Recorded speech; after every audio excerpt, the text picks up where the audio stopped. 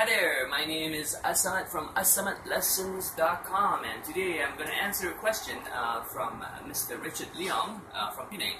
Rich is actually one of my former guitar students.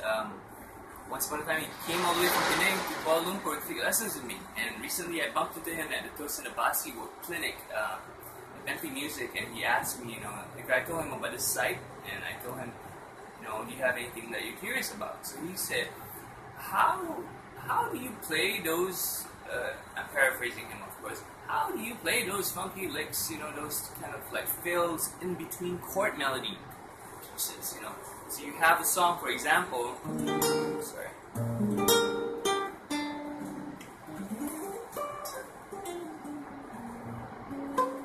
What is that? Those kind of things, those fills in between the chords, because, one person could figure out how to do the chord melody thing, but what do you do in between those long notes, the melodies? So today, hopefully this video, I'm going to explain a few of the concepts I use to create those lines in both in-time and rubato constructs, meaning that I'll show some examples where it's out of time, so you can play a lot more notes, and some in time, so you have to be a bit more careful. So let's start off. So for my first example, I'll take the song Misty, play the first phrase, just like what I did just now. So the phrase is this.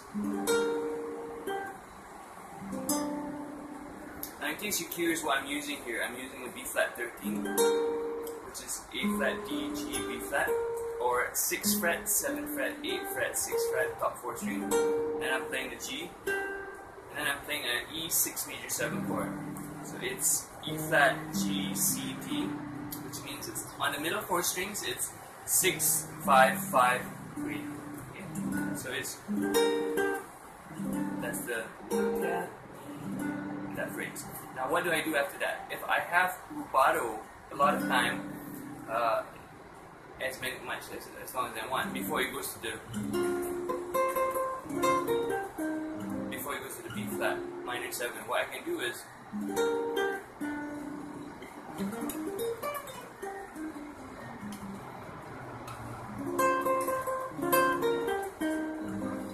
now what did I do there exactly? So one of my favorite things, tip number 1 is, if you land on a chord and you want to do a fill, learn the arpeggio. So for instance, the arpeggio I did there was an E flat major 7 arpeggio. So D, E flat, G, B flat, D, E flat, G, B flat, D. Now the thing it sounds fancy is this is something I learned from Ben Shear, one of my teachers in college. He taught me something similar, and it's just what I got from it is just, if you play these things really, really fast and clean, especially in a rubato context, it sounds nice. So the hardest thing is actually to get to that stage where you can play these phrases really fast is you need to have really good fingering, meaning that you have to know while you're doing this what's happening left hand and right hand. If not, you get stuck sometimes. So my choice here is 1, 2, 1, 3, 1, 2, 3, 1, 3. It's on the 6th fret, 7th fret, 5th, 6th, 5th, 8, 7, 8, 8, 6, 8. Now there's a few things in the fingering here that I do. I like to use the 3rd finger more. A lot of the players from the 60s, they tend to not use the 4th finger, and kind of the best explanation I got from that is that if you're using the 3rd finger, you can still go up higher on the fretboard. You have one more finger to go up. But if you start on the 4th finger here, you're kind of stuck in this position already. So arpeggios. So learn the chord, figure out the arpeggio, and really understand the fingering, and learn to play it fluidly, as smoothly, as fast as you can. In the beginning, play it really slow, but eventually, if you're doing rubato fills, playing it really fast, cleanly, it's really nice. So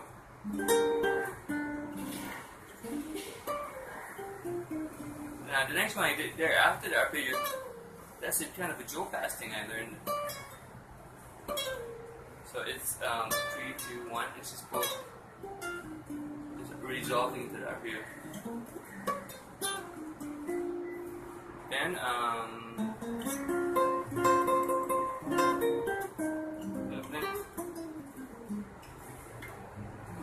so in that case, again it's rubato. So I'm doing kind of the Donna leading. Going to the 6/9 chord again. So in this case, this is another trick. Not just if you're starting on the higher note, you want to resolve to the bass note of whatever chord you're going to.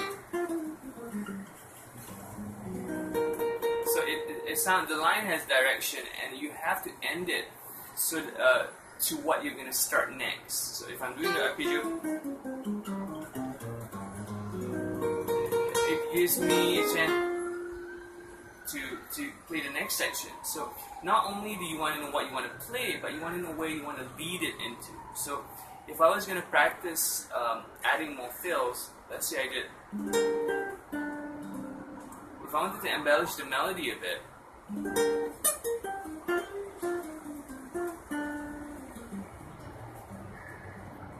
for example, what I did there was the main melody note, and then on the last one, here I was just doing the scale.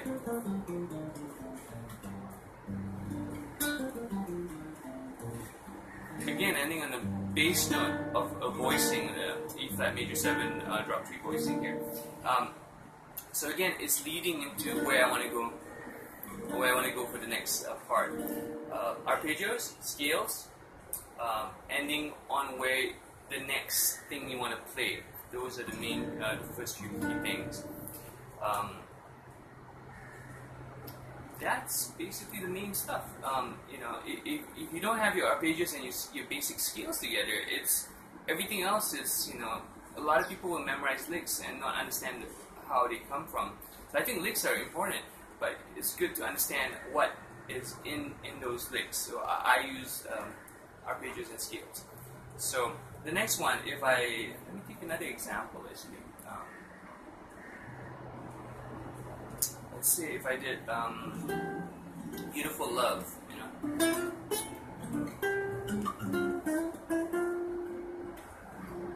So the opening phrase.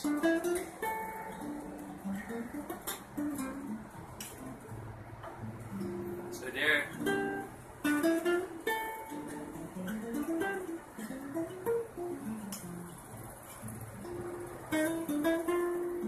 So the main trick I do there is that I'm using number 1 here. There's a 2-note per string scale thing. This is a Tim Miller style idea. E, F sharp, A, B flat, D, E, F sharp, G, 1, 3, 1, 2, 1, 3, 1, 2. The point is that this is kind of in between a scale and an arpeggio.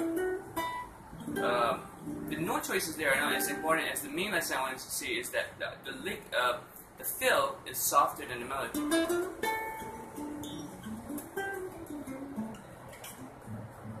Then I go into a kind of a bluesy A7 arpeggio. What I mean by that is that I'm playing C sharp, A, G, E, but I approach the C sharp with a C natural. And what I might do there is A arpeggio, A augmented. A and A7 augmented as well. And the other G natural. So again,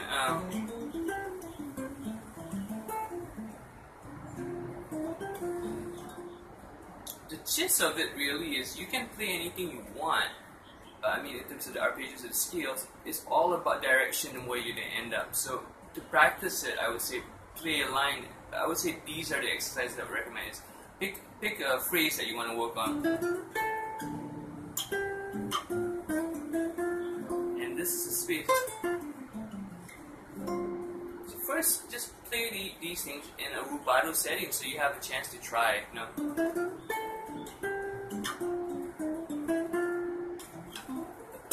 Again, that's a major 7 arpeggio, F, major 7, over D minor 7, which means that I'm getting the 9.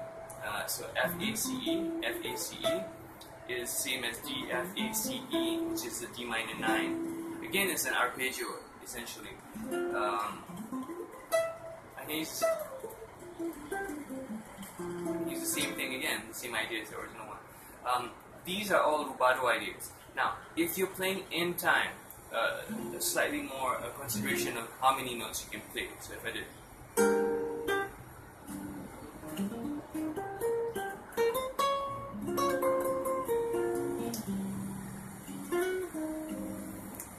The other one.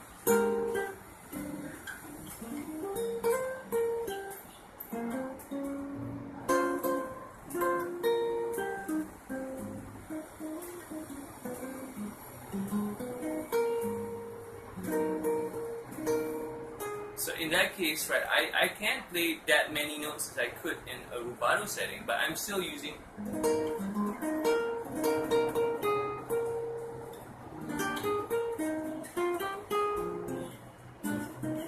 here 5.